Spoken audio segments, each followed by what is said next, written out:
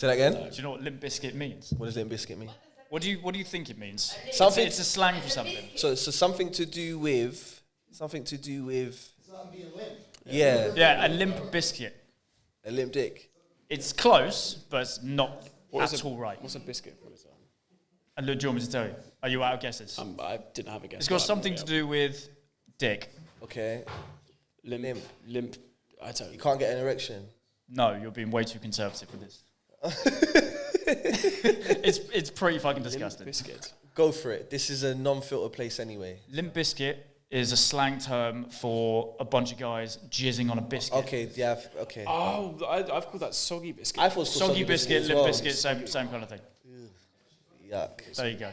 Yuck. There was a band. Can I named get a after little set of that, please? Can I get a tiny one? Can I get a tiny one? Perfect. Yeah, fuck it. I don't know. I just like it. Let's all get some. Yeah. Let's all get some. But yeah. If I want to make this fun, I just might as well. It's gonna be fun. So back to obviously what I said earlier. Yeah. The name Eminem, Slim Shady. Yeah. How he spelled it, the acronyms means everybody's mother is nice except mine. Everybody's mother is nice. Everybody's mother is nice except mine. Yeah. Everybody's When you mother write every is nice except mine. Yeah. Eminem. Eminem and his name. Fucking hell, man. There's me being on this planet for 31 give years it. thinking it was M and M. Yeah, please. Eminem. Thanks, bro. Appreciate it. Did you want one? I'll take a very small. I think we all should have one. It's been. I mean, flies. man, he just needs to give it a rest, man. What, Eminem needs to give it a rest? What are you on about? Why is everything just a fucking lyric? Just fucking relax. One day. That's how he's made his fortune. That's why he's the GOAT, because he doesn't stop. Yeah. Everybody's mother is A lot of nice. noise in the except back. mine. Yeah. That's not nice, thank you. It's okay. Smells like butt crack.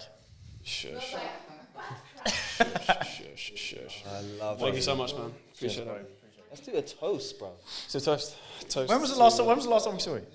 The last time we saw each other was it was the show. It was the show back in December. It was the Oh show. shit, no way. Yeah, it was back in December. No, I think we saw you at the NBS thing. Salut. Salud. Good health to all men and women. To success, my friend. Health. See. Yes, indeed. Don't crack the mic. Don't crack the mic. baby. Hell yeah. So. Spice. So. What's going on, boys? Hello. What a generalised question to ask. 1 second, because Rory's going to do all of that and then forget, like, oh, D, you didn't say. No, it's fine, bro. 4, 3, 2, 1. Hell yeah. Fuck it out. Showstopper. Do you know You've been wanting to do that for the last 3 hours. You know we've been recording for like a good 3 or 4 minutes Bloody now. hell. 3 minutes. Yeah. But yeah, boys. Hello, mate. It's been well overdue. It's been a minute, man. Yeah, it's a been minute. time. It's been massive time. well over bro. Yeah, good to see you. flipping due, bro. Good to see you. It's amazing to see you guys together. Like, When have you seen us not together? I don't think I have. Yeah. I don't think I have, and that's Like yin and yang. it is, and that's a very, very good point. That's a very good point. Exactly. But yeah, man, to the viewers, who Hello, do we viewers. have here on the couch today? Do you want to introduce yourself? My name is Jack. I am the older brother of this incredibly talented man, Olivier. Very He's handsome. obviously my younger brother. Only just. He's only What's a the age gap? Little bit younger. just. Okay, well, Only this is a fun game to start. Yeah, What do you think the age gap is? Oh, I put it on the spot now. Since you put it like that, I'm gonna say it's something like maybe like a year or 6 months. 6 months ago. How is it? How would 6 months make any Yeah, sense? how would it be 6 months? Crazy. That's mad. He's opened 6 up, months. He's opened up a whole. So you guys were like, 9 months to make a baby, right? To bake it. yeah, To bake it fully. To bake it. to bake it, Don't yeah. overcook that shit. Even a year would be like. Season it properly. 9 months in the oven. Ka-ching. Don't overcook that. So hold on. So there's 6 months between you guys. Whenever you. No. That's No, not- actually, do you know what? that's Yeah, not tell a lie. correct. Tell a lie. I know these two guys. Yeah, they're brothers, and they're 6 days between each other. But that can happen, can't it? They've got 'Cause different labour. mums. Oh. Okay. Yeah. Oh. Wait, what? They got different mums. I was like half brothers. Same dad, different mums. Yeah. And they got 6 days. Mental. Yeah. They got That 6 dad is days. just So, chopping. Yeah, the that wards. dad is on a mission. chopping the whole ward. I mean, Crazy. you know, But go on, no, it's not 6 months. And it's, yeah. what is it? How old is it? Is it 7 or 8? I'm actually going to admit how old I am on this podcast. Yeah, go on. I mean, we look good for our age. Yeah. You look good for your age. Yeah, Thank we're you. I think we are around about the same age, and you look a lot better for Well, your age than I do. If people are good at maths, I was born in the year 1990. Shit, man, you're older than me. you're older than me, and you look younger than me. That makes no sense. That's bad. What's your skincare routine? Bruv, that is bad that I look young and I'm old. I don't like that. Why is that a bad thing? That's what 'Cause- everyone would like to achieve. Nah, bruv, because I'll get like some fucking 24-year-old, 20-year-old trying to test me, bruv. I'm a big man. But if these kids now, they look different, bruv. They look like, I've seen 6 foot 12-year-olds. I'm like, fuck, he Yeah. probably beat me up. Yeah. Someone check his passport. Literally, bro. Check It's his crazy. passport. Like, there's something in the water right now. It's mad. Yeah. It's mad. Yeah, he puts Yeah, when you think about when you were that age and the stuff that you were doing, you know, playing in the woods, going outside and actually experiencing mud and dirt and, you know, pushing people over and playing practical jokes on people.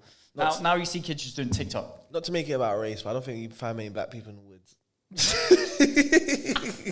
I'm just saying. So we've got my boy Jack, and we've got here. I'm Olivier, full-time MILF connoisseur, but I do music on the side. That's a MILF connoisseur. Takes after his older brother, man. Yeah, there you go. So, is it just you two? In the family, Like, as far as siblings go? No, oh mate, too family many gets to complex count. now. OGs, there's 5 of us. I'm the youngest. Jack is the oldest. Eldest. I don't know. I don't care. In between us are 3 sisters. Right, okay. So we've grown up with a lot of females in the ass, which it's been nice. We're very close. All of us are very close.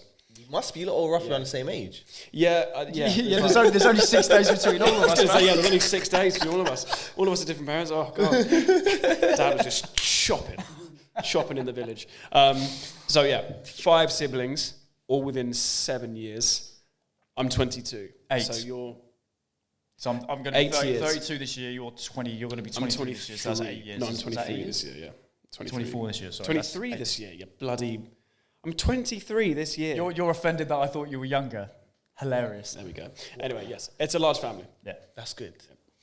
but we're the only 2 who are doing this. Yeah. Olivier involvement. Yeah.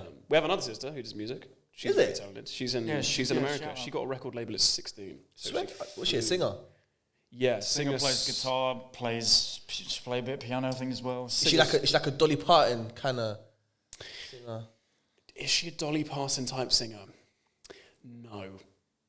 I don't know That sounded really a bit what that racist, means. you know. I don't know what that means. Like, because you can sing and play.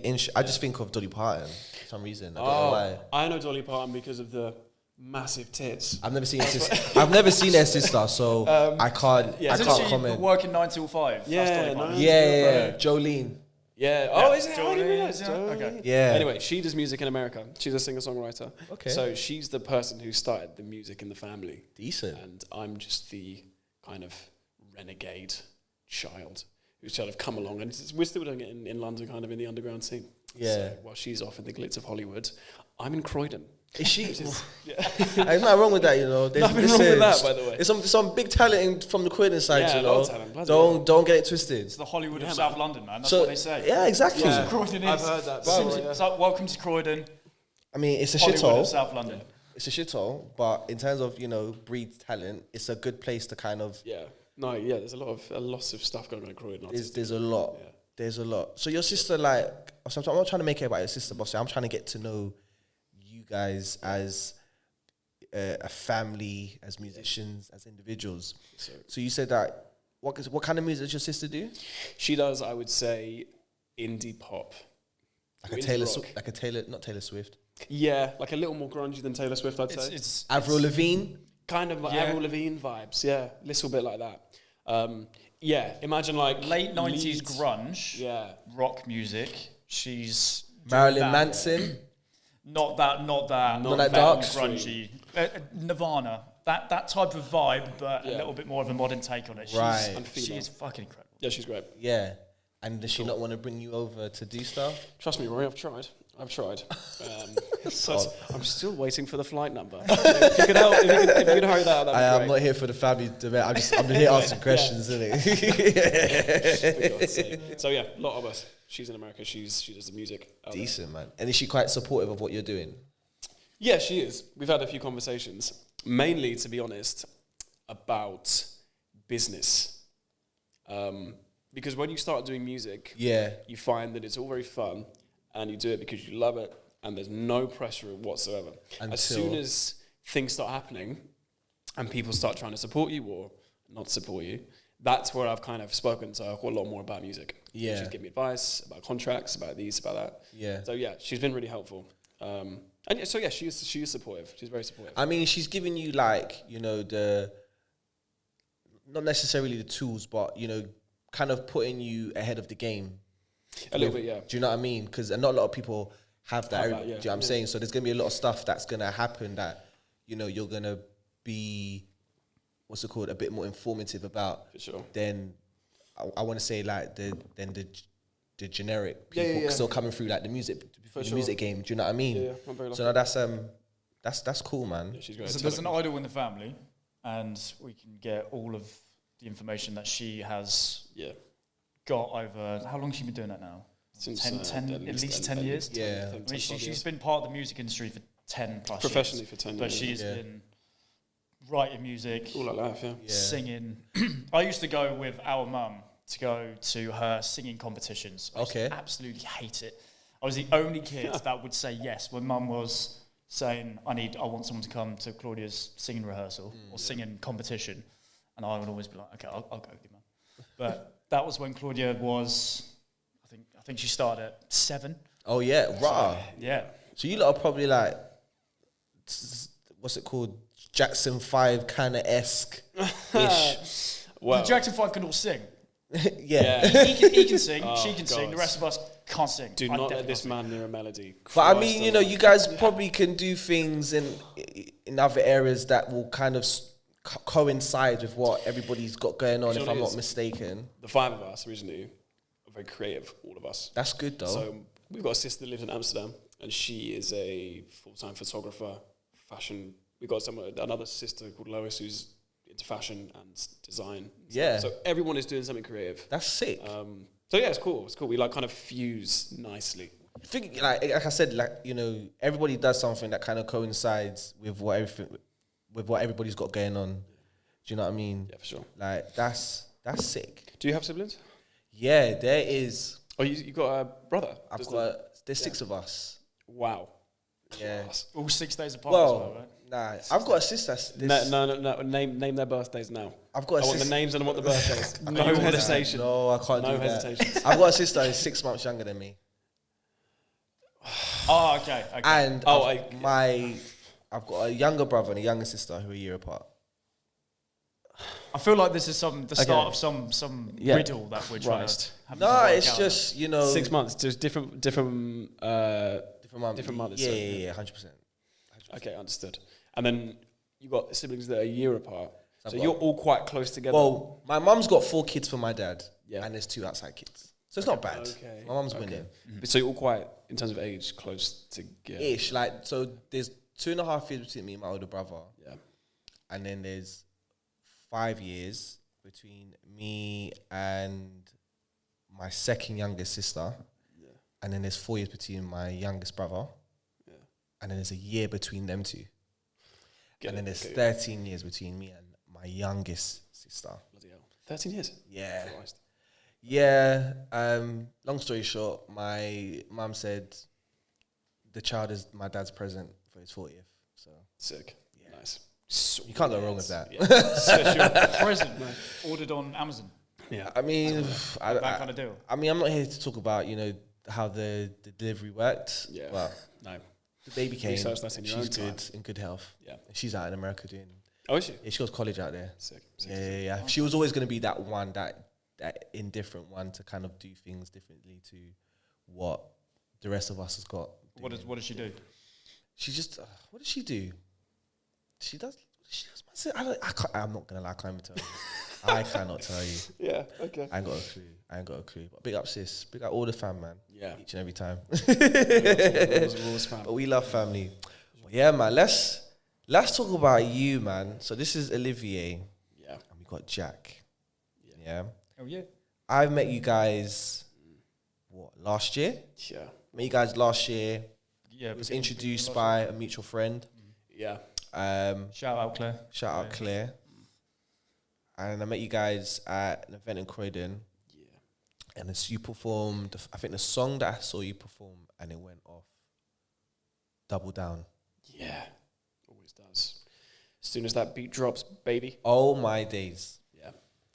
What was your initial reaction? Do you know what? Yeah. Do Do you know what it was? when Yeah. you This saw is that what it is. song? Yeah. I'm gonna be completely honest. It was almost similar to how Ed Sheeran first came into the scene, because I was at that show when Ed Were you? Sheeran. I was there. Oh, Strawberry my Moons. God. Sunday show. I was there from the jump. So I remember that show. Yeah. And Mo the comedian talks about it all the time. Yeah. So I was there. Was he there as well? Yeah. Mo was there. He was hosting. Mo was there. Mo was you were there. So you've got all these talented creatives in a room. I mean, I wasn't creative then. I'm not Yeah, gonna but lie. I was. You should all link up together and say, "Listen, Edward, I was there." A little bit of commission would go. Yeah. But in terms of, I say that to say this, like, that story is kind of pretty much how I saw you. Wow. White guy in a room full of black people. I was like, fuck, I hope this guy doesn't bomb. Happens. I hope he's not here to do anything that's going to put him in hot water. And you didn't. You didn't. And, just to kind of give a little more context about what we're talking about. So you're a rapper. Yes. Yeah? Yeah. You are a rapper. Hell yeah. You're a very good rapper. Thanks, man. Actually, sorry, that's playing it very down. You are a sick rapper. Oh, thanks, mate. You're very sick. Thanks, mate. Lyrically, sonically. Thanks. I love what you do. Cheers, man. I like what you do. I like the way you spit, the way you flow, your wording, your pocket. I love it all. Thanks. Like, in a nutshell. man. I Yeah, can't like, different. it's different. And sometimes, you know what? I don't need my soul to be spoken to. Just give me what I want. Yeah. Give me what I want Bro, when I that's want it. That's now. what you do. You give me you give me bars for me to be like, yeah, that was sick, and you pull it on a really nice beat. That's basically a sum of me. Not to play it down, Yeah. but like, I just think people obviously kind of need to hear it and understand. It is with me as well. Sometimes half of it is like, I like to think, I can put a great song out in the studio and people listen to it and they'll be like, wow, this is pretty good. Or, I quite like this. But then seeing me in person or seeing the performance, I like to think is like something else, like something separate. Yeah. So the music hopefully will speak for itself. It should do. But in terms of the performance, I've always focused on that to be like, this is where people will remember. Yeah, because you're like, in terms of obviously what I've seen, what we've done together as well. Yeah. You're really the performer. Like you're the full package, and that's not an everyday occurrence. Especially, I want to say, in today's rap scene. Yeah. Mm-hmm. Do you know what I mean? Everyone's just on.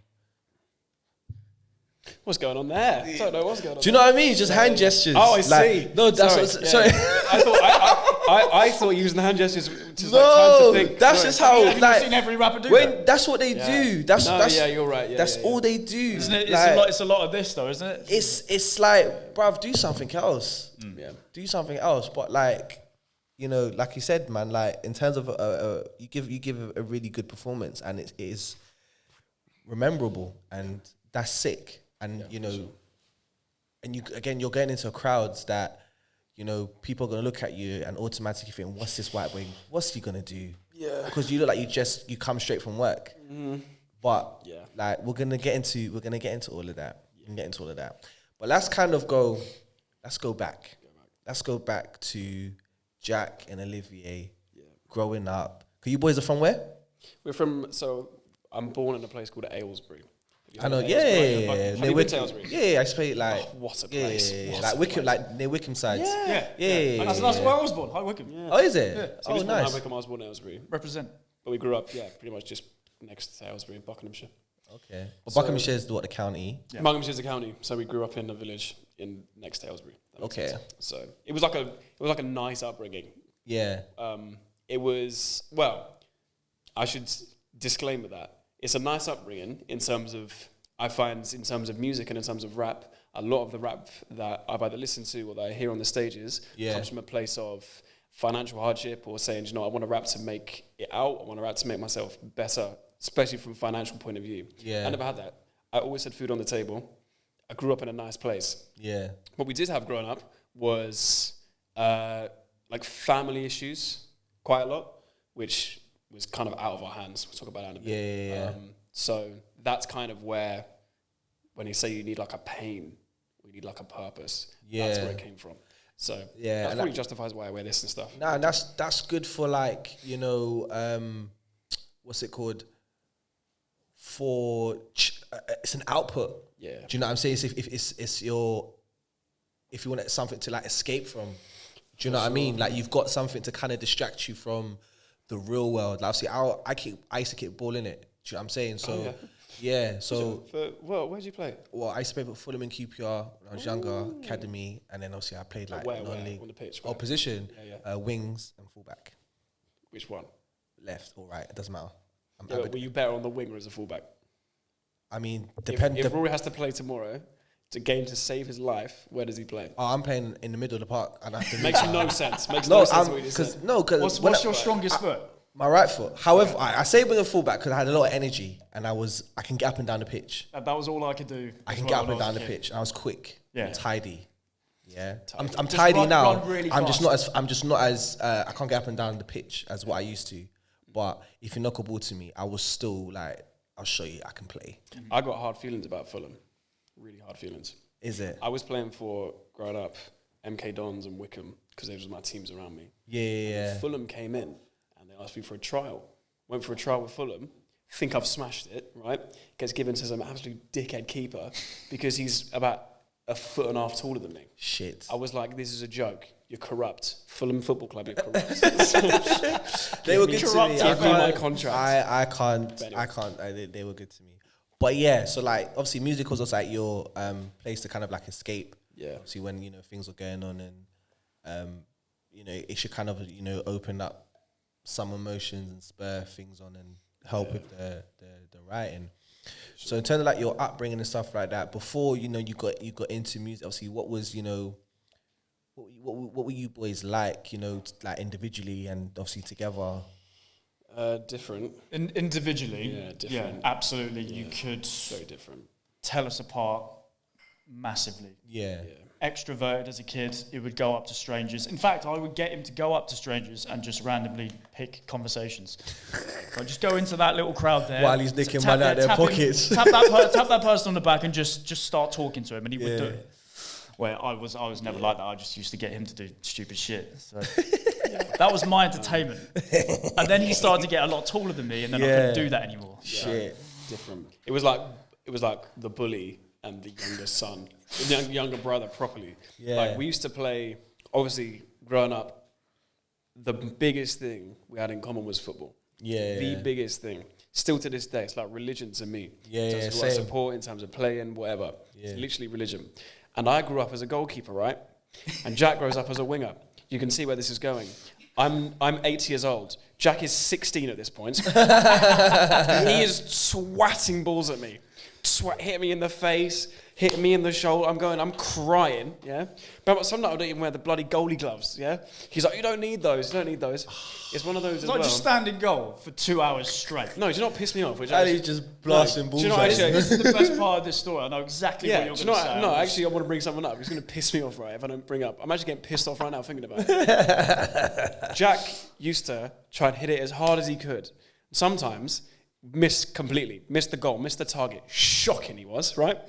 He'd go and it would go into the fence behind in the bushes, and he used to say to me, he was like, well, keeper goes and gets the ball, mate. Keeper goes and gets the ball. And then we'd swap round for 5 minutes. I would kick it over. I went, oh, keeper goes and gets the ball. No, you fucking kicked it. You go get it, right? Never, ever got my way. So anyway, sorry, you brought up some strong feelings. Sorry. just to try and defend myself a little bit, Yeah. you played for MK Dons Youth Academy, Wickham Wanderers. Yeah. You did very well when you were a kid playing football, and you were Yeah. very close to being professional. Would you have been that good unless I was pelting balls at you every Saturday, Sunday for 4 hours straight? Would you have been that good? No. You're welcome. No. You're Take welcome. credit. Bro, you are welcome. Thank you so much. Take credit. I'll take 50% of that as well. But yeah, long story short, we were different growing up. As I said, I was a bit extroverted. I was always into the arts and stuff. Yeah. Whereas Jack was a little bit recluse from what I remember. But Jack is the person who put me on rap. Yeah. From the get-go. I was never into rap. Never. My kind of upbringing, our father was a DJ, or used to be a DJ, so he would play me in the car 70s and 80s music. So I remember listening in the car. What, rap music? No, just like mainly Queen. Yeah, Queen or Pop of the Day, or even some Beatles on, or, you know, some Wham, some Sweet, whatever. He'd put on like cheesy 70s and 80s music, and I used to love it. I remember listening to that thing and being like, yeah, man, I quite like this as a kid. And then all I could hear was a distraught emo teenager in the room next to mine, just Eminem and Linkin Park coming out. I've become so numb. I was like, what the fuck is going on there? Still one of my favourite albums today, Yeah. like Shadow of a Doubt. And then- that gives me feels. Want to kill my grand. Yeah, literally like that. So Jack's I used to hear it coming from his room. In Yeah. fact, I have a cool story for you, which we haven't spoke about before. I remember the first song, which I tried to memorize and listen to in my own time, was the song Forever, you know, with Drake and Kanye. Yeah. And I remember I used to try and memorize it, and so I used to like rap it or rap it in the shower. And I remember you came up to me and you told me off. You were like, do not fucking say that, because if you say that, I'm going to get in loads of fucking trouble. So yeah, Jack's the one who put me on rap. But yeah, I was more extroverted, he was more introverted. Hold tight the big bro, man. So like, Again, you're welcome. taking credit. So I want to ask the question to Jack here. So obviously you said that you was a bit more of an introvert growing up. When did all of that change for you? If you can remember. Change from being an introvert to who I am now. Is that kind of what you mean? Yeah. Or do you feel like you resemble a lot of how you was through like your youth into the person you Not want at to? all. And I think you would probably agree with this, I have changed completely. I'm like a completely different person to when I used to be a kid. When I was a kid, I was confused. I was upset all the time. Yeah. There was a lot of strong emotions going through my head. Yeah. And it wasn't even during my teenage years that I changed. It was midway through my 20s. Yeah. I was sick of being a victim of my circumstance. I was sick of being completely in my head, feeling the way that I was feeling because of the stuff that had happened in my life, and I had to change. Yeah. And you will always get to that, and you'll realise this. The older you get, you will get to that point where you go, right, I need to change. Yeah, especially like you get sick of it. 100%. You get so fed up with it. Especially I don't like- want to feel like this anymore. How do I change it? 100%, especially like growing up as like a man, as in a modern man. Do you know what I mean? Like you can't show signs of like weakness, and you got to be this masculine person. So I get a lot where you're coming from, because like even me, the way I am now, I wasn't always like I never envisioned myself to kind of always to be like this. Like I was cool and stuff. Don't get me wrong, but I was never like the type to initiate stuff and be the front runner of everything. That kind of came through like time, through like the people that I met, the situations I got myself into, and like circumstantial as well. So yeah, you kind of like you were changing, you adapt Exactly. as well. So you wise up. You absolutely wise up. 100%. I don't know if it was the same for you, but when we were kids, especially when I was a kid, emotion was not shown in the household. Yeah. Well, You could not. You knew that there was stuff going on in the background, but you never show how you were truly feeling. I remember countless times having to hold back tears and having to run upstairs and just let it out in my room, and then completely get rid of it, and then come out and then be that different person again. It was never allowed. In my opinion, it was never allowed to be seen. And I think obviously for me anyway, on a personal, because where I grew up, where I'm from, obviously me and him, we grew up together from young, Brethren. literally play scheme, primary school.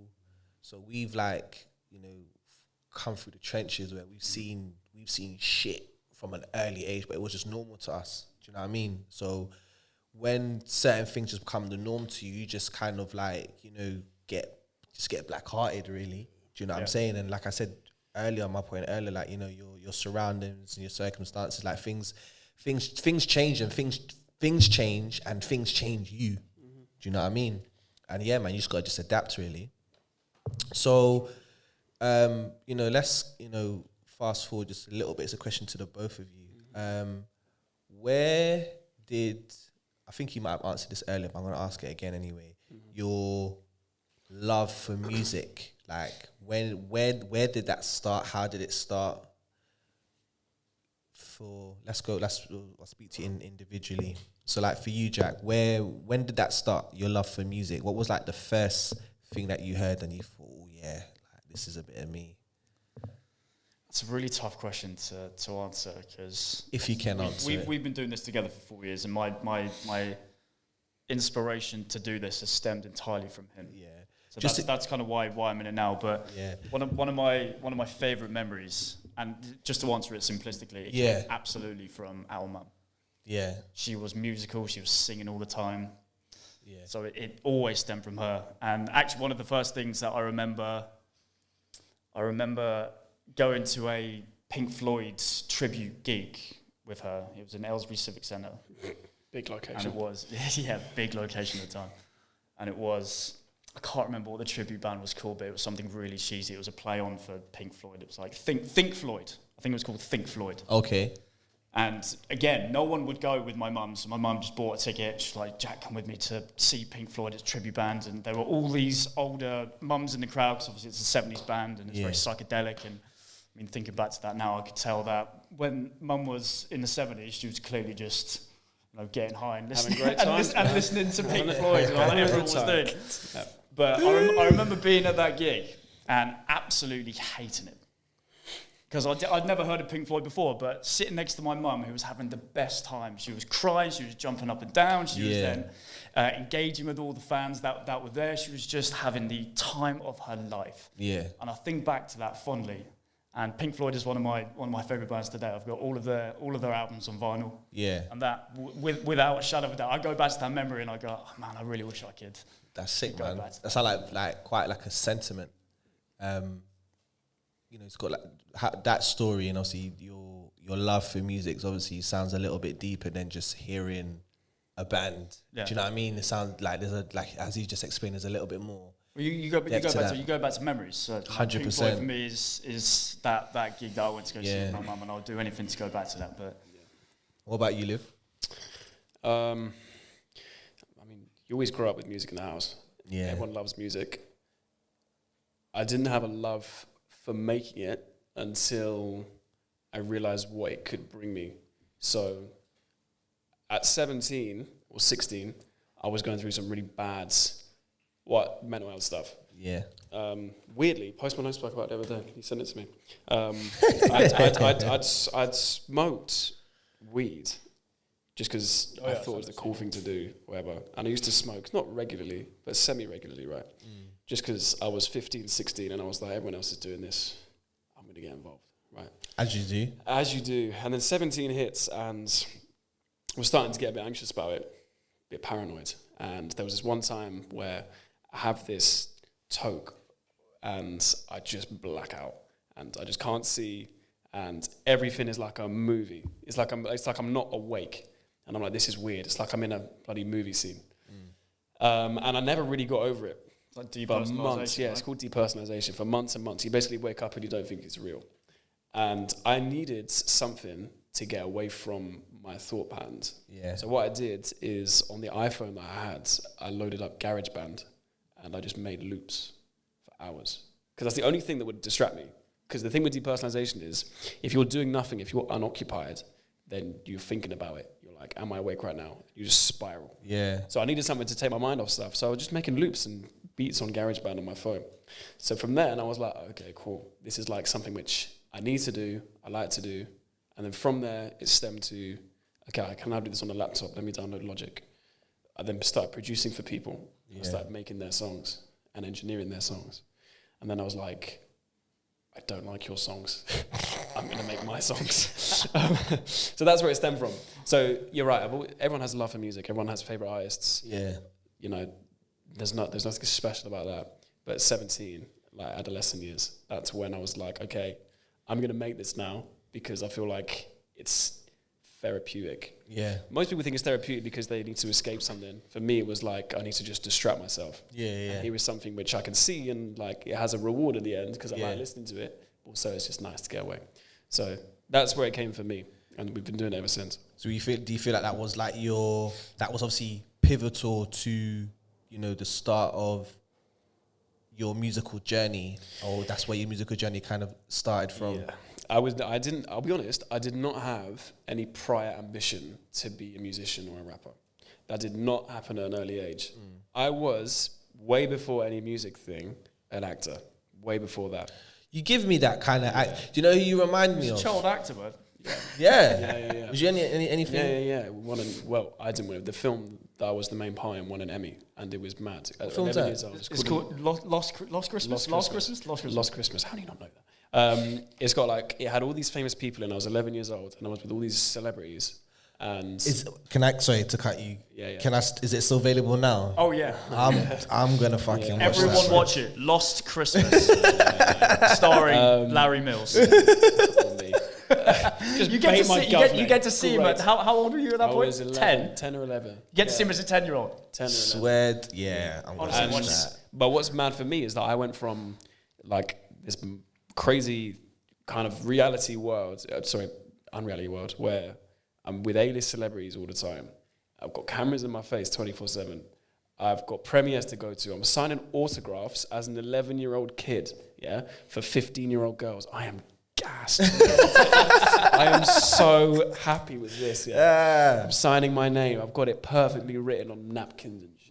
Fucking waving it about. And then, fast forward to when you're 15, 16 years old, that come down is mad. And it still kind of affects me today. You've gone from so high, cameras in your face, articles being written about you. You are like star boy. Yeah. People recognize me in Marks and Spencer's. Do you realize how mad that is? I got stopped in Marks and Spencer's as a 13-year-old kid. Great news. And then, you just kind of have the come down. So there was never ambition for music. It was always acting. So wow. Then I kind of replaced it. The great thing about music as opposed to acting is static sometimes. You have to wait for directors to cast you. You have to wait for an audition. Music you can make anytime. Anytime, yeah. So that's why I like to do music. Decent, man. That is dope. But you don't have to watch the movie. I'm gonna watch that shit, bro. Do you know what? Yeah, obviously, you know, I done a little bit of acting. Yeah. It wasn't nothing like mad. Yeah, it wasn't nothing mad. He was in the Titanic. I saw it. I saw him. Played the part of the float. No. Do you know what? Yeah, I'm gonna send it to you. I've got. It's a short film. It's a short film. Okay. Yeah. I'm gonna send it to you. Like, what was the plot? Give us a little bit of. So basically, Oh my god. Like, I saw an old family friend. I saw her like out, and then we had like a little quick catch up, and then her dad invited me to dinner, and I came to the dinner as a surprise. Oh yeah. Yeah, and it was it's kind of like a little love thing, majig, but I was sick. I'm not gonna lie, I was banging, bruv. I was banging in it, I was like a little young old Denzel, like it's sick, bruv. I sent it to you, innit? I sent it to you. I was cold. Anyone needs an actor, you get me? I got a couple of headshots. Big yourself up, bro. You get me? Come on, man. I've done the music video thing as well. Shirt off and that. I've done it. You see it on my yeah, man. Shirt off. Yeah, bro. I've done it, man. I've done it all. You get me? Like, what was the music video? It was for cause my brother's a spoken word artist, and he done a song with this girl. Yeah. It was just, I can't remember the name of the song. But it was like a love story. I think the song was called "Love's a Losing Game," and then basically, they show good moments between me and the girl, and then we have like a big bust up, and then she's crying at the end, and she burns a picture. It's sick. It's banging. I came across the video today. I'm gonna send it to you guys. Don't worry, I'm gonna send it to you. But yeah, you guys can find out. You'll see me shirt off, looking amazing. amazing. Shirt It's off, clearly bruv. the precipice Bruv, of this. I'm sold. Listen, I never thought I just want to see that bit. I never thought I could take my shirt off in front of camera, but yeah, I done that shit, bro. I was like, yeah, I can do this. You should monetize that shit, man. I should. You should monetize them nips. That's what you should do. See them through my top. Fucking hell. So yeah, man, let's talk about the music now. Let's talk about Olivier, the musician, the artist, the music. Yeah. Do you remember the first rap you ever wrote? Yes. And how old was you? And yes. Yeah. I don't think I've ever told this story before. Oh, we're gonna get an exclusive. Yeah. So I was 17 years old. The reason why I went to record a song in the first place was the death of Cadet. RP Cadet, man. That was, to me, I used to listen to Cadet all the time. And I was like, I really like Cadet. Played him in the car. And then when he died, that was the first death that I can remember, which really, there wasn't family, that really hit me. I was like, oh, Cadet's dead. What the fuck? And I remember thinking, do you know what, I'm going to make a song now because, you know, so I just felt like I needed to make a song. So I wrote a song, I went to the studio, and it was almost like a tribute song to him. No one is ever going to hear it. It was shit. Disclaimer. Yeah, it is Disclaimer. Before anyone asks, it was rubbish. But I went to the music studio for the first time, and I was 17 years old. And I remember thinking, this is quite cool. I quite like this. I could get used to this. So yeah, that was the first rap I ever was like, do you know what, I'm going to write this and record it. Before that, I used to like write stuff down, but I would never have any ambition of recording it. It was his death, which made me be like, you need to record some stuff and do it now. So you've got like a notebook of just like recorded raps. Yeah, I still do today. It's just so long. Yeah. You must have that on your phone somewhere. Share it with Those the are audience. never ever being revealed. No, never ever. Yes, I used to just write stuff down. Still today, I've got notepads full of just like lyrics and stuff. Yeah. Which sometimes I draw back to if I'm like need them. So yeah, that was the first time I remember thinking to myself, write something down, go to a studio, record it, but never release it. Yeah, that was the first time. Yeah. 2017. And then you know, in terms of like your style of rap, like how did you manage to kind of get into that? 'Cause it's quite like it's not like a a generic style of rap, in my opinion anyway. No. It is very it's very good English, and I'm not even talking about from like a on like an enunciation kind of type of English. I mean like metaphorically, like intelligent. Very intelligent. Thanks. Very intelligent. So how did you, or why did you even get into that style of rap? If you can explain, if you know why. Yeah, I mean, I didn't. Okay, so I knew that with the style of music that I make, it was never going to be things like drill or anything to do with violence or trends at that time, because I just couldn't pull it off. Funny story, right? As soon as I wrote that Cadet track, I was like, okay, I need to give myself a rap name, because the name Larry isn't quite gonna hit. Okay. Do you know what? Yeah, sorry. There's a rapper in which part of America, but his name's Larry June. But that's another story. Well, that's even more reason. Anyway, I put my name into a rap name generator, and do you know what the first name that came up was? Go on. Larry Too Trappy. Fucking hell. So Larry Too Trappy. So I didn't think I could pull that one off. Don't know why. I just thought, probably not for you, mate. Oh, shit. He's way too trappy. Bro, so that is funny. It never stops ringing. Bloody hell. That is funny. Anyway, I just kind of said from there, I listened to all genres of music in general, but I was kind of listening to more lyrical rap at the time. And I was like, I'm just going to make music which I think is going to be believable to me. I don't want to be too... I mean, it's got a lot better now. At the start, in particular, I was like, I don't want to lie.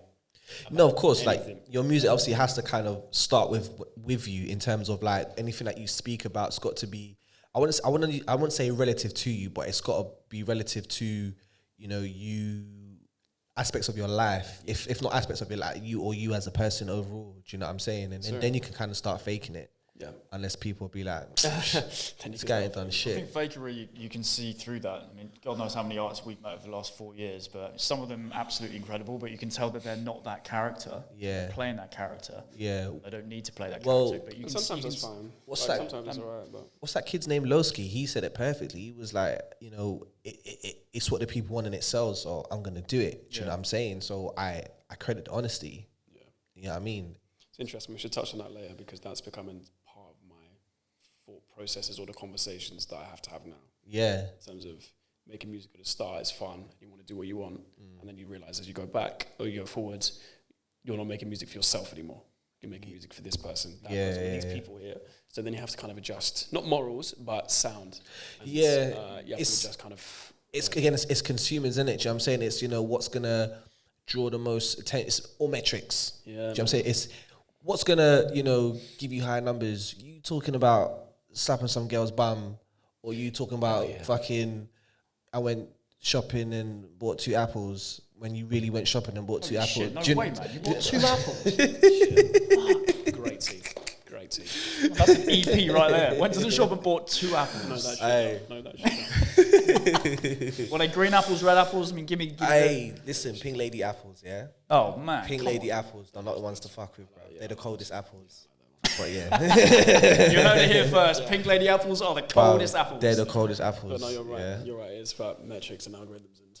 Yeah, and that's the annoying thing as well, man. Like, what started out as like, fun and, about talent and, just having a good time. It's about what's gonna give you the most numbers. What sells, what does one on a TikTok video, Yeah, the rest. man. You know the rest. Yeah. It happens. And you know what? In some ways, it's a good thing. It's a signal of now people are interested. So I mean, like now people want it to sell. Rather than, do you know what? You can make whatever you want, mate. No one's going to care. And I was like, but we do care what you make. Please make something like this. Exactly. I'm like, okay, fine. So, to kind of, touch on the highs. Obviously, with highs, there are lows. Yeah. And then you were describing a point earlier on, Jack, and then you was using the word "was" quite a lot, and when you were talking about your mum. So, I mean, it's up to you guys if you guys want to talk about it. You don't have to. Yeah, Don't feel like absolutely. She was one of the most incredible women I will ever meet, and that has ever graced this beautiful earth. Yeah. So she needs to be spoken about. She needs to be remembered. That's special, man. That's the way that I need to. Yeah. And we need to think about that. Yeah. She's not gone, and therefore she's gone. We've got to speak about her. She's not here in body, but she's here in spirit. Oh, she's always here. Yeah, man. So, like, how long ago was that? What was that like for you boys? If you guys don't mind talking about it. What do you second? 2008. She had cancer twice. Shit. She fought it the first time. Yeah. And actually, the first time that she had it, this is the first time I ever got drunk as well. Fun story. Yeah. She fought it, and it was absolutely horrible. But no, she fought through it. And she was one of these characters that was just, doesn't matter what she was going through, the fact that she had cancer, she was always so optimistic about it. She was like, "I'm gonna get this. Yeah. You got nothing to worry about, kids. I'm gonna get this. I'm gonna get this." You would never see her disheartened by it. I know for a fact, being an adult man now, that she would have absolutely been heartbroken and distraught and doing that thing behind closed doors. But in front of us, she couldn't do that. So that's probably where we got our resilience from. And also, don't show that emotion because. But she was one of the strongest women. But the first time she fought it, she lost all of her hair, and it was she went through all the Chemo and stuff. Yeah. And we had this wig party. So she lost all of her hair. Do you remember this? Yeah. So she lost all of her hair, and she decided to buy a bunch of wigs. I think she had like a ginger one, she had a brown one. Loads. Every wig you can think of. Yeah. She never wore them. No, never. She never wore them. She purely just showed them off. She used to come downstairs in the morning just wearing one and just... like, kids, what do you want for breakfast? Man, come on. Yeah, come on. But we had a big wig party to celebrate her getting over first. Her fighting it the first time. And all of her friends came over, and the rule of the party was you have to come wearing a wig. Wig, yeah, that's sick, man. Yeah, Yeah, that was That cool. is sick. that was a very happy occasion, Yeah. and I mean, she was just. It's hard. It's really hard to put it into words. Of course, like that's obviously like I'm not gonna know what it's like, but see, that's your mum. That's like that's your first. That's like your mum is a boy's first love. Do you know what I'm saying? Ooh, So good one. yeah, it's true. And then obviously like that's like for girls, like the girls, their dad is their first love. Do you know what I'm saying? Like so, your mum's obviously gonna show you what the kind of women that you guys are pretty much gonna want to be with when you get to that point. Do you know what I'm saying? Like, there's got to be some form of like resemblance there. Not so much look wise, but in terms of like morals and mannerisms and characteristics to some aspect. So,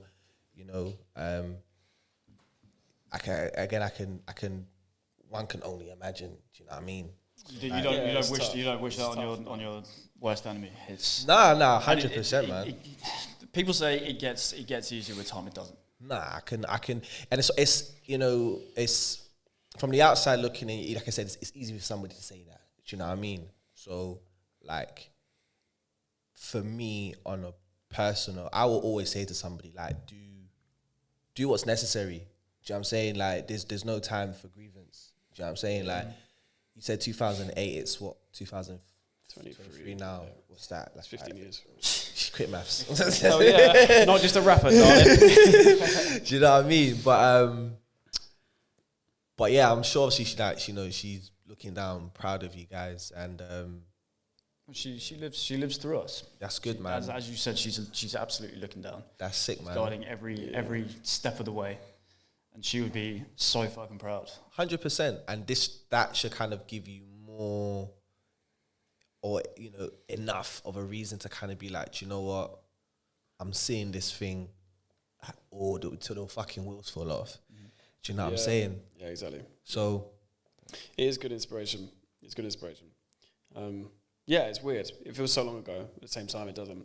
yeah, Yeah, that feels weird to me. 15 years, bloody hell, mate. 15 that's years. like that's Christ. setting people's life. We went through it at different stages though. So he went through it in his teenage years, whereas I go through it when I'm 8 and 9. Yeah. So for him, he's already understood everything, devastated, heartbroken.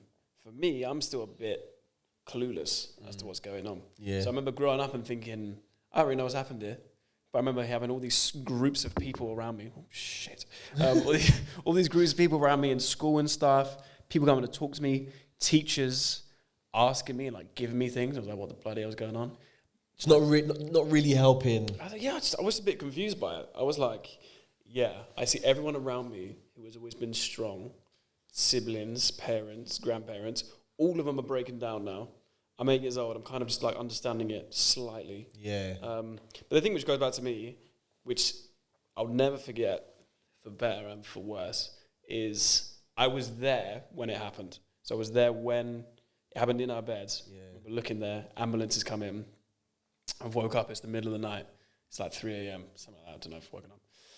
And I've run in, and there are all these ambulances and stuff in. And that's the last time I remember seeing her alive. And then just watching her totally go. So that's something which, as an 8-year-old, is tough to take because you grow up with that, and then you kind of, as you kind of get to know life more, as a teenager, then you're like, that's a bit weird, it's a bit fucked. Yeah, because you're inquisitive, innit? So you're gonna like asking questions, and then how do you explain that to an 8-year-old? Yeah, exactly. Do you know what I mean? So it was tough, but at the same time, like, it's the worst thing that can happen. But what it has done, it matured me a lot. And it has given me, you're right, resilience, drive. So yeah, it's you can't change it. So you just have to take some of the positive things that it gives you as a person. Yeah, like you've got to like try and find your silver lining in your grey clouds. Exactly. Do you know what I mean? Absolutely. So it's happened. So you gotta 100%, man. And it's I don't want to sound comical when I say this, but it's the big circle of life. Yeah. Like You're absolutely right. And the way that I think about it now is our experience is no different to anyone else's experience in this life. Yeah, for sure. Everyone is going to experience grief from someone that they've lost very dear to them. Doesn't matter if you're 6, 16, 60. You are going to go through that. 100%. That is what life is. Yeah. Now, it was really unfortunate that it happened to us at a young age, and it broke our family apart. And she was the hub. And to have a woman of that nature and that lovingness, and to be that center of our family, it's pivotal to every. It was, as we said, it was something you can't describe. I can't even describe it today. But the best thing about it, not even necessarily the best thing about it, but it is going to happen to every single one of us. And the fact that it happened to us at a young age has made us resilient to that going on, because it will again happen. 100% it's going to happen again. Doesn't matter if it's grief, if you lose your job, if you experience heartbreak, whatever that grief is to you, it's going to happen. But it makes you resilient to 100%, man. And also as well, like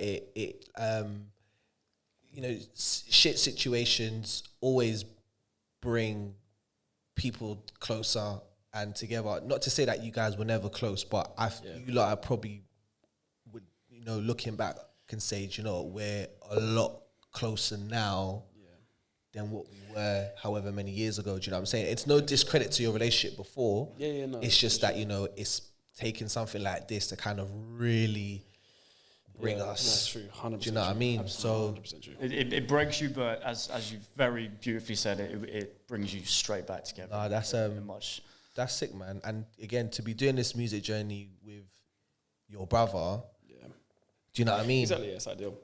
And like you lot know, exactly, like you know each other, like you lot can punch each other up, and he does. In the studio the other day, we're recording a song.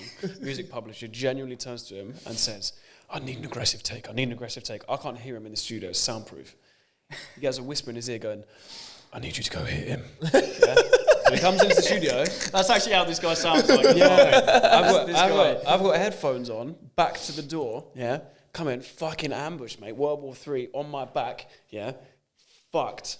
But it was a good take, so you're welcome. It does happen. You're right. You can talk honestly. Because you've known each other so long. Exactly, man. If a song is shit, I want you to tell me it's shit. If there's one person that you want to hear it from, it's somebody that is, very close to you in a, like, damn near family, because anyone can support you and be like, that's good, man. Like, thumbs up. And especially for monetary value as well. I mean, there's like a lot of mixed intentions. Whereas, I think you're all right. Thanks, mate. I think you're... Just to give a bit of context as well, sorry, people, we didn't say, obviously, Jack is Olivier's manager. It goes in 3 stages. Okay. Number 1 fan. No, sorry. Brother first. Okay, sick. Brother first. Yeah. Number 1 fan second. Okay. And then his manager third. Yeah. That's so that's good that you've got your big bro to look after you, like, on a personal and a professional level. Like, they always say, to kind of keep family don't and mix business with pleasure. Not pleasure. Don't mix business with the familiar. There we go. But if anything, you kind of want that person because they're gonna look out for you. Do you know what I'm saying? They've got your intentions. Like, they've got your intentions. Whatever you said, And it works. I mean, the last 4 years, because we, just as a little bit of a backstory, we didn't see and speak to each other for many reasons we don't need to get into for now. We didn't fall out. It's just the family broke down when our mum passed away. As you do, But how long was that? Oh, mate. So I left in 6 years? 7, 18. Maybe. And I didn't see you until... I think it's maybe 6 years. 6, 7 years. We didn't speak to each other at all. Yeah. And I'll never forget this. When I left the family home for the last time, 18 years old, just about to go to university, to never return to that house, I turned around to him and he was in the doorway as I was just putting my last bag in my Vauxhall Corsa at the time, 1995.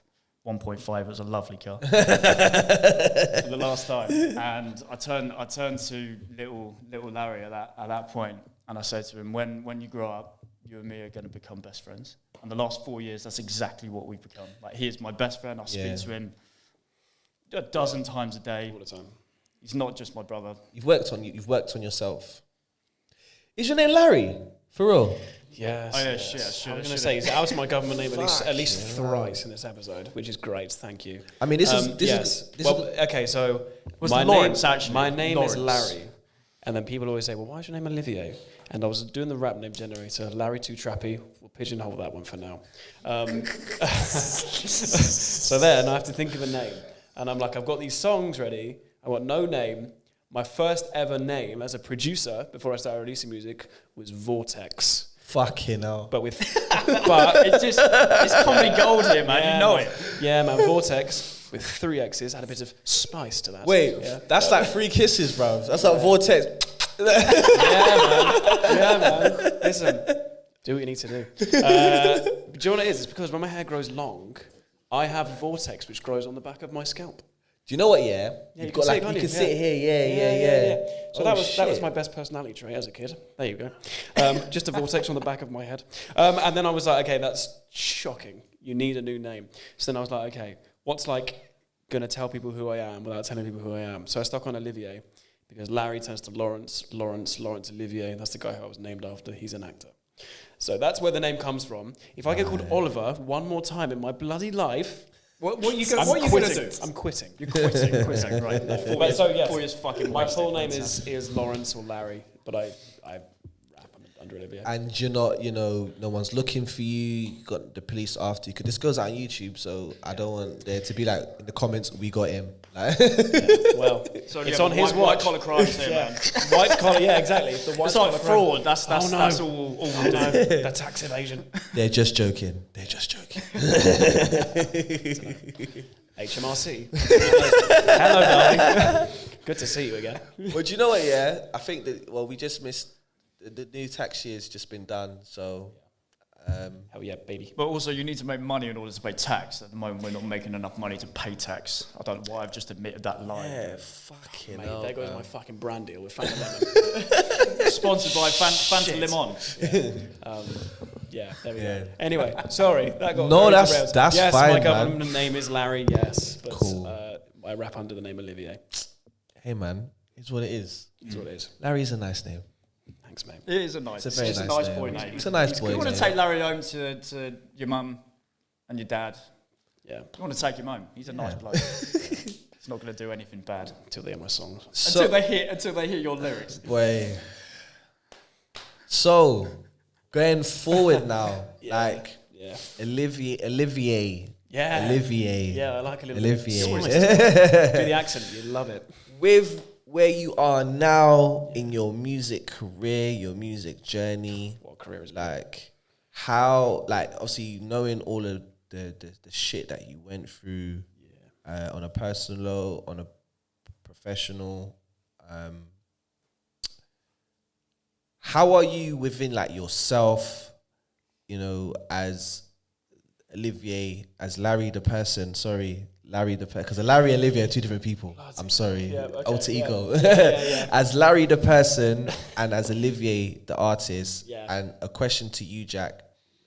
How has it been, how are you with the progress that you've made as his big brother, being his big brother during his career, his manager during his career, and also like you just on a personal note for yourself as an individual? Do you want to start? That's to you. You just said to you. Oh, right. Yeah. Well, this is for both. Yeah. Well, Oh, sorry. Yeah. Sorry. Said you first and then me. So how do I feel about myself? yeah, like looking back, knowing what what you've been, what you've gone through to where you are now, and what you're aspiring to be and wanting to achieve and stuff like that. Like talk on that, and then we're gonna get to Jack as well on the same thing. Okay. So where am I now? Part of me is proud of the stuff that we've done so far. Part of me also thinks I've done fuck all so far.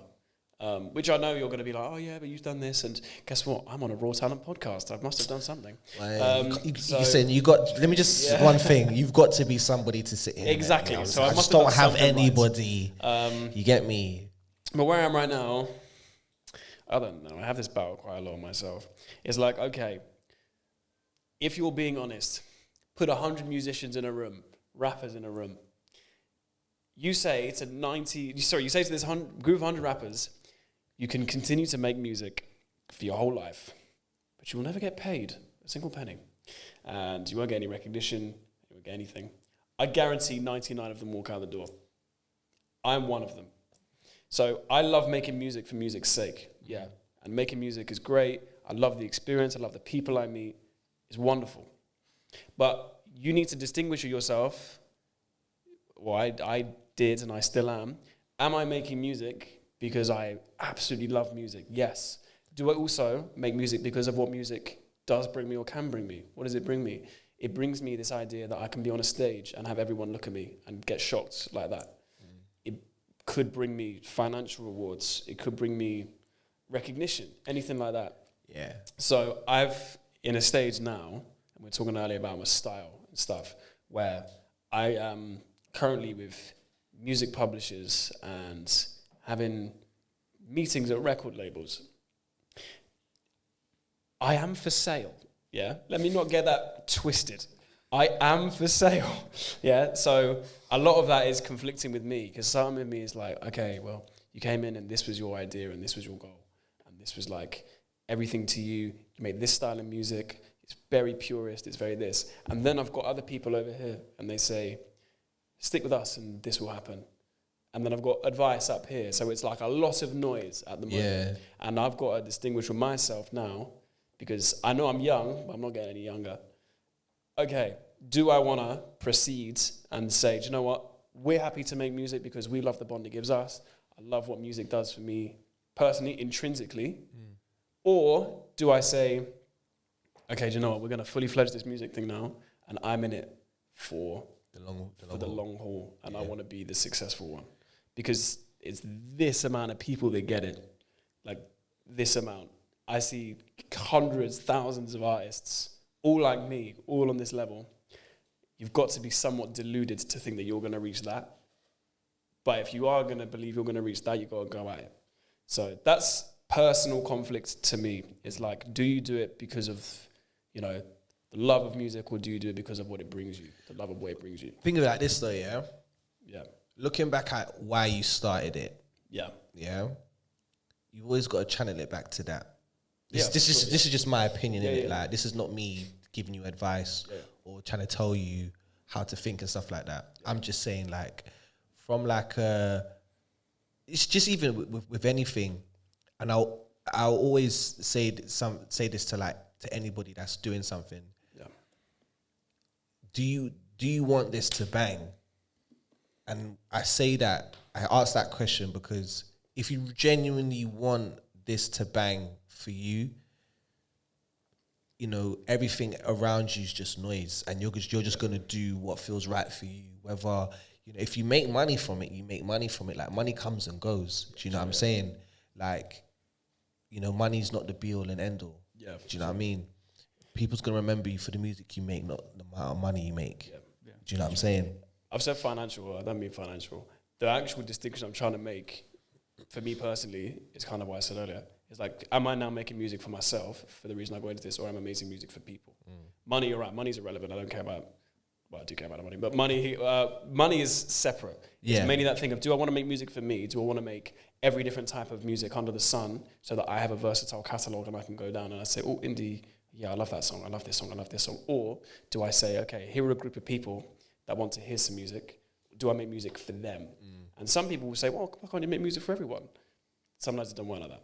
No, of course. Sometimes it don't work like that. Everyone's got different ears, sonic ears, and at the same time, like, there's a lot of Oliviers around the world that, you know, hear what you hear. So you're gonna have your fan base regardless. So don't let nobody feel like, this is me giving you advice now. Don't let nobody push you into what is right at that moment, because it might not be right for you. Do you know what I'm saying? You'll do it, and then, you know, especially now the way music is, you can have a phase of being the it thing for 24 hours, and then come tomorrow it's somebody else. Do you know what I'm saying? The clout so phase, that's when it's like the the labels and stuff are like, thank you, you was it yesterday, but now we've got John Jacob, Jingle Hammersmith now. Exactly. Do you know what I mean? He is sick, to be fair. He's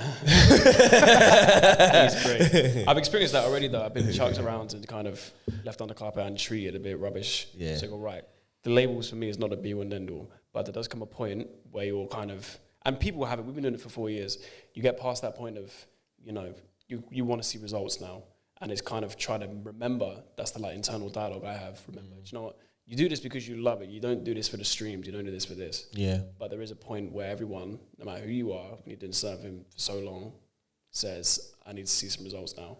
Yeah, of course, 100%, man. It gets like that, but you know, nothing before its time. Exactly. Yeah, Do you know what I mean? You also need to think of it from a 24-hour. This is the way that I think about this. Yeah. You are heads. I was going to say head in the clouds. You're not head in the clouds, but you've got so much going on in your head as to what you're trying to be, your identity, and what this actually means to you. Yeah. I don't think about that. There are a couple of things that I think about. Number one, are we making progress every day that we're in the studio or meeting people or at shows? Are we taking every opportunity that we can? That has to, for me, that has to be the be-all and end-all of it, is are we making minute progress but still moving in the right direction? Okay, being part of a record label, absolutely, that would be wonderful, but the steps that you have to take in order to get to that level are step by step. It's not leap by leap. It can be leap by leap, and great if you get onto that wagon, then you know, good for you, but that is luck. And I mean, there's a bit of talent in there as well. Of course. The vast majority of it's luck. Like you have to work hard, hard. 100%. Yeah. Your talent's going to create the opportunity, and it's whether you know you're the right fit for these opportunities that present themselves to you. Exactly. And at the same time, like you said, for the labels and stuff like that, you get there, but it's like, how long is it going to be until you know? Who's the next big thing? Do you know what I mean? Like everything is every big moment in life, the clock ticks. You know what I mean? It's not guaranteed. Do you know what I'm saying? So it's one of them ones of, all right, then cool. So now, how hard are you willing to work to maintain this? Do you know what I mean? That's the thing. That's the internal dialogue when you say the difference between Larry and Olivier. Olivier wants the results, and Olivier sees someone blown up and is like, oh man, like, you know, this would be great, it's something. But then Larry's like, okay, well, you know, it might happen. If you continue to work at it, continue to do it because you love it, because you work hard, because you meet amazing people. So that is the conflict. And social media does not help at all. Yeah. I will be on social media because, let's be honest, you have to nowadays. I put all the time. And I will see people who get 300,000 views, 3 million views. And I've put my heart and soul into this project here, and it's got 2,000 views, 5,000 views. And that to me is always a bit like, but then you got to remember, like, okay, well, there's a reason for that. 100%. Funding. But then you go again. Exactly, yeah, and that is the kind of motivation you got to keep going again. But that is the internal dialogue. Who used to say, putting you in those spaces, you're gonna flourish in it. You might not, because you're not that way inclined. So, like, as a person and as a musician, do you know what I'm saying? So, you know, where these things are not happening for you, it's easy for me to be, you know, optimistic and be like, you know, maybe it's not for you. Do you know what I mean? Because it is for you. What's meant to be for you will be for you, exactly. innit? Do you know what I'm saying? I'm starting to sound like my mum. It's stuff like my mum says, bruv. It's weird, weird, bruv. It is, bruv. Like, it's dragging on the mountain, bruv. Like, do you know what I mean? But it's true, innit? Do you know what I'm saying? And, you know, you'll have your time, and you know, you're nothing before its time. Central C said something. I saw an interview with Central C, and he said, bruv, he was doing this thing for 10 years before he got to Doja Cat. Yeah. Do you know what I'm saying? Every day. Nothing, bruv. Bruv, nothing's. Everybody wants to do a sprint. Nothing's a sprint. Exactly. That's nothing's a sprint, man. Because you see these results, and you're like, 100%. I want them now. Everyone wants to put a song out Monday and be big on Tuesday. Exactly, and that's the kind of that's the conflict with myself. Is like, okay, you got to realize that it's going to take a lot more hard work. Like even with this, like I like, you know, I love what I'm doing. Let me not undermine. I love what I'm doing. I like the people that I meet. I love the stories that, you know, people tell, and you know, listening to, you know, the way people talk about things. Like, let me flip this on you guys really quickly. Like, this conversation that we've had, like, have you actually heard yourself? Like, are you listening to yourself, like the way you speak about certain things? Yeah. And how, because you ask me things which we don't usually speak about. Yeah, and how listening back to yourself, like, what do you feel like you've learned about yourself, or what can you gauge, like both of you? Go on, you go first. I've learned, my experience over the last 4 years has obviously been a bit different because I'm not in the booth making music. No, it's very easy for me to But be you're in the in- background, giving little bits of advice and saying maybe change that. It's very easy for me to do that. Yeah. I love the experience, absolutely. but you're in the streets, putting you guys in these places to be meeting these people. Absolutely, You know what I'm saying? I'm the business behind it without a doubt, and I love that, and that's what I've been doing for the last 10 years. So being able to take what I do for a day job and then put that into the music industry, it was actually quite easy for me to switch from being corporate to then putting on a black t-shirt, wearing a ring, wearing a cap backwards, and then boom, music manager, right? Surfer. Yeah, growing my hair out and boom, I'm in music. I didn't get the memo. I'm still I'm still here. Yeah, It looks as if you were managing me. that's It true. does. It does. That's true. The thing is, On people. the thumbnail, you shouldn't. Bruv, tell me who's- if watching his back, not saying a word, people can look at it and be like, "Who are these geezers, bruv?" Like, the manager is dressed very, very very nice. Like he came for an interview. I came to not to mess around. Picking up his boy. So he's the artist, and he's the manager. Yeah, allegedly. I'm trying my best. I'm learning as I go. Like I said, That's- innit? When you get into these spaces, everything's a ticking time bomb. So Yeah. But the last 4 years for me in particular it's saved my life in many ways because it's given me a focus. So Yeah. first off, from a young age, I had absolute belief that my brother was going to become a tremendous success. I knew it for a fact. Our mum knew it for a fact. Yeah. I'm doing what our mum would be What you doing to right do, now. yeah. I'm not going to give up on this because I believe Yeah. in you endlessly, and we're going to fight and keep working hard until we get you to where you need to be without a shadow of a doubt, man. We are doing that. So it's given me that resilience. Again, I keep using the word resilience, but it's given me that. It's also given me that purpose. and that's I think that's something key for I don't want to make this about genders and stuff like that. But for I want to say for us as men in life, is having purpose. Do you know what I mean? Absolutely. Because not knowing what your purpose is and not having any purpose is. Oh man, how detrimental is that? I mean, I know for my 20s, especially after experiencing what we did when I was growing up, we were growing up. My 20s were fucked. Yeah. I didn't have any direction at all. Didn't know what I was doing. I went through ridiculous amount of depression, addiction problems came after that, suicide attempts. I mean, I was done. 25 years old, I didn't want to be here. I was like, I woke up every day going, what the fuck is the point? But you find What is the point? you So find as soon as- yourself. As soon as me and my brother reconnected on that gave me that focus again. It gave me that purpose to go, right, this is what we're doing, because I absolutely believe in what he's doing. So every day we work on this project, Olivier, tirelessly. But it's given me that purpose, and that saved my fucking life without a shadow of a doubt. I'm not that person I was when I was 25, 26 anymore. I'm that person with drive, I've got focus, I've got passion, and that is, I'm full of life for the first time. So you're not quitting, because I'm not gonna allow you to quit ever. You'll be sleeping with the fishes, bruv. No, that's And I've always got your back. I'm always in your corner, and I will always be there. I And will he always sounds do that very for you. sincere. Have you ever heard him say this? Or speak like this? He told me in private, but I genuinely believe him as well. I know sometimes people say things to motivate you. I do genuinely believe it when he says that, it ain't stopping. And Fucking hug him, bruv. yeah, Hug right, him. come on. There we go. Thank you so much. know, I love you, man. Yeah, I love you, man. Oh, Christ. Waterworks, here we go. Anything for the views.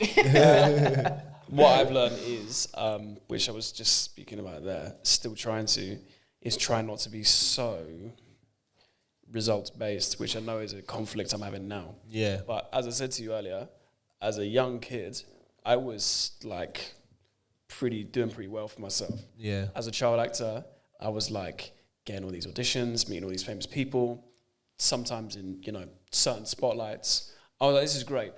And then the come down from that is you always are trying to get back. Always trying to get back. So for music, I see these people that I want that. I want the result. I want the result. We love the hard work. And he's so helpful because he's the one who reminds me that it's about the hard work and it's about the intrinsic value. Whereas for me, as an artist, I'm always like, when's the next goal? When's the next goal? When's the next goal? Like, what can we do now? Like, where's the next this coming from? How can I get elevated to this person and this person, this person? So that's what I'm still learning with, but he helps a lot with that. About how it takes time, about how you just need to love it intrinsically. Because for me, I've gone from up here to then slowly down in terms of like, just like, even relevance or whatever. And then to me, I'm like, okay, gotta get back up. But I realize, now I'm starting to realize it's not like that. You know, it's got to be something a little bit deeper. Well, if this doesn't motivate you, Drake started off as an actor. He tried. Oh no. The bloody video's gone. Didn't Jay-Z only write his first record when he was what? This is what we say. Does anyone that was late 30s? Something like that. It was ridiculously late on in life. Huh? No. And Morgan Freeman didn't get his first movie role till he was like 40. Do you know about KFC? Have you heard the KFC story? Oh, he loves this story. No. You, The Colonel didn't open his first. I don't know the exact age, but I know it's fucking old. He didn't open his first KFC restaurant until he was like 68. Nothing before his Now time. look at him. I mean, he's not here anymore, but he's got a fuck ton of KFC restaurants. Nothing before But his that's time. what's tough for me, is to see that everything is time. Because I see people younger than me who are fucking up there, bro. Yeah, but again, And that's tough for but me to see again, the process. how long are they gonna stay up there? Exactly, and that's what you need Because to I don't want to name names, but there's people that were up there. Where are they now? Do you get it? Because you know what I'm saying, like you can fall off as quickly as being up there. Do you know what I mean? And So if you didn't put the hard work in initially, this is what I tell you this all the time. Yeah, I know. If you blow up off your second track, you have not necessarily worked as hard as the other person down the road. So you will, as you very beautifully said, you will rise up, but then you'll crash back down because you don't know how to maintain that. Exactly. You don't know that hard work that goes into being at the top or going through those levels because you've just gone straight to the top. So maintaining that is always going to be quite difficult. 100%. It's important to remember that, but hard as well. 100%. Especially when you've got people in your ears and stuff, which is what, you know, I'm suffering a little bit with at the moment. So when you said what's the conflict between Larry and Olivier, that is it. Yeah. Like when these people Well, in front of you. You look like you're a smart guy. I'm sure you'll figure it out. Yeah, I've got a degree. How many other rappers can say that? JME, that's about it. Yeah, I'm sure your politics degree is going to do a fuck ton of good. I'm sure you'll figure it out. But no, man, this has been one well overdue. Man. Yeah, that was a fucking Very well overdue. Really good to see you, bro. It's always a pleasure seeing you boys. Always. You too, man. By the way, for the people who don't know, Rory did a show of mine. That's why we're so kind of connected like this. That was we met each other, and then we did I had a headline show in Stockwell, or I can't remember where it was, somewhere in South London. Stockwell. It was Stockwell, and yeah, Rory was my DJ, and it was sick. Bearing in mind, we had no rehearsal, No rehearsals, no chemistry. We were No chemistry. Sorry, we had no chemistry on that stage. so It was much chemistry. unbelievable. Like the chemistry was the electric between us was crazy. Yeah. Like It just works, man. it worked. You know when you meet people, you just go, yeah, that's it works. It works. that's my bro right there. Nah, This is going to be a long-term friendship with that show. 100%, man. You know that you'd say you meet people for a reason and people for a season. Woo! Yeah. You can have that, People but for a reason. People for a I season. want a writing credit for that still. That's class. I'll give you your commission. I want a writing credit for that. You also meet people in this industry that you want to grow together with. Yeah, 100%, man. That's absolutely what we're, and yeah, over there as well. 100%. You can't see her, but Claire is over there. Yeah, Clau. Bonjour. But yeah, man, like I said, man, I'm glad that we've finally got to do this. And really wanted to hear your story. I mean, we could be here for hours. I was going to say, this is by far the best podcast I've been on, because we've talked about so much, and I've said things which I didn't even plan to say, what I would say. So I was holding back fucking tears earlier. I know. But again, that's just we got a friendship on a real though. But that's just good chemistry, and two, that's an actual like level of interest on my behalf. Do you know what I'm saying? Because like I said, like I don't just have anybody on here because it can literally be a 10-minute conversation. It's got to be somebody that I genuinely want to get to know on a personal level, and obviously I've got to like your music as well. Do you know what I'm saying? So when I do get people out on here, it's more of a like I've reached out to you. I want you. Do you know what I'm saying? I want you. No, we want you too, man. We want Rorz. We want Rorz. Come on, bruv. Come on, man. But yeah, we like, appreciate it, man. Really. no, I appreciate you boys as well, man. And you know, I can't wait to see where, you know, you boys are gonna end up. Well, you're coming You're with us, gonna man. you're Yeah, gonna with be us, man. DJing at every single event, bro. You're coming with us, man. Don't Come worry on, about man. I've worked with the Don't make me DJ cry, quite a lot, bruv. Don't Don't worry make me about cry. We're gonna be sat on this sofa in 3 years, and I'm gonna say to you, like, remember when we had all that? I was talking that bullshit to Rory about bloody like labels and shit. Now I've just sold out the O2 Arena, Yeah. and Rory's gonna be like Got the sprinter downstairs waiting for us. Yeah. Unreal. Got a vision it. Nah, man. Like I said, I'm excited, man. And you know, Well, you're with us every step of the way. I mean that. bro, we step. talk quite often. Yeah. We talk quite often. Yeah. Well, me and Jack anyway. Yeah. But you know, I'm sure the conversation translates. It does. Yeah. But like I said, man, Olivier, Jack, boys, thank you for your time. Before you go, I've got a question for you. I'll go for it. This is it's like a personality question. Shit. Okay. I wasn't prepared for Anyone in the this. back? This anyone, is a question for everyone, actually. anyone in the It's back just- can it's just a answer good it. question. Anyone in the back can answer it as well. Go on. Let's say that I have a jar or a cup Yeah. full of 100 marbles. Yeah. Yeah. 99 of these marbles are white. One of them is red. Yeah. For every white marble that you take out, there's 50 grand in there. Okay. Yeah.